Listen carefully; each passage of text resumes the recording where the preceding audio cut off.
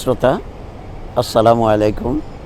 প্রাণের সচিবালয় আবার এসছি। বিগত প্রায় যবে থেকে চাকরিতে ঢুকেছি, ফিল্ডে সুনামগঞ্জ সিলেটের বছর চারেক বাদ দিলে মোটামুটিভাবে নিয়মিতভাবেই এই সচিবালয়ে আসি।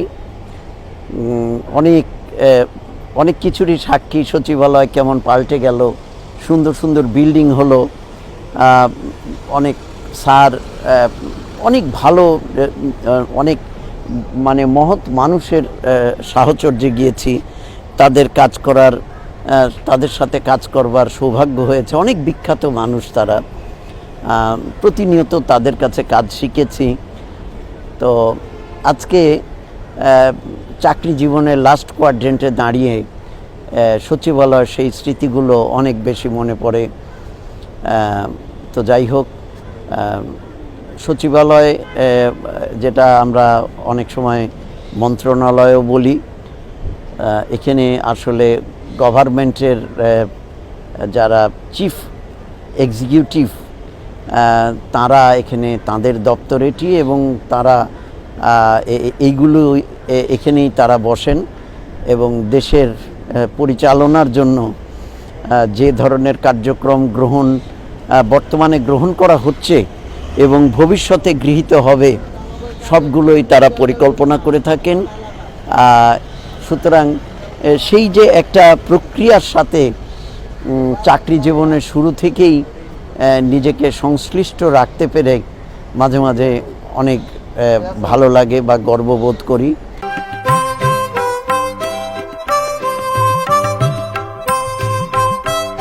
Management is what the manager does. তো এইখানে সবাই তো মোটামুটি ম্যানেজার, ওনারা যেটা করেন সেটাই হচ্ছে ম্যানেজমেন্ট।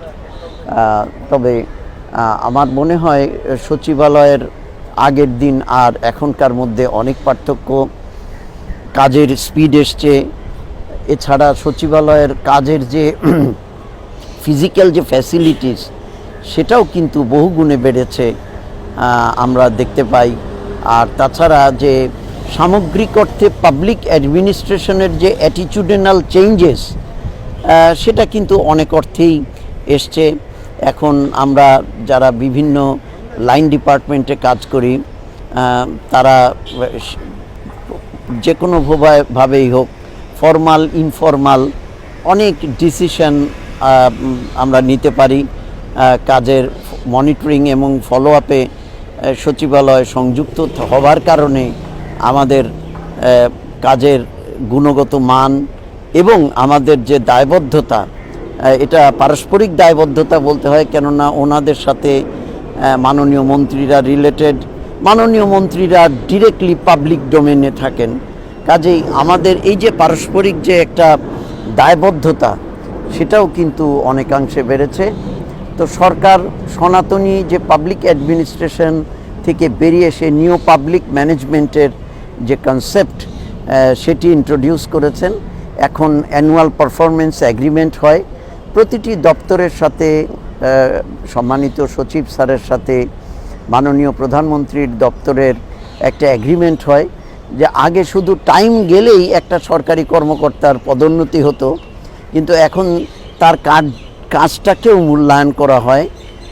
সেই কাজের মূল্যায়ন হচ্ছে যেটা তাকে বছরের শুরুতে ডিক্লেয়ার করতে হয় যে এই কাজ আমি সরকারকে করে দেখাবো, এবং বছর শেষে কিন্তু সেটার আসলে মূল্যায়ন হয়। এবং আপনারা শুনে খুশি হবেন যে তাতে শুধুমাত্র যে ফিজিক্যাল ওয়ার্ক তাই নয়, এখানে শিষ্টাচার, এখানে জনসংযোগ, এখানে নীতি নৈতিকতা, শুদ্ধাচার সবই কিন্তু এখানে এসছে। তো এগিয়ে যাক সচিবালয়, প্রাণের সচিবালয়।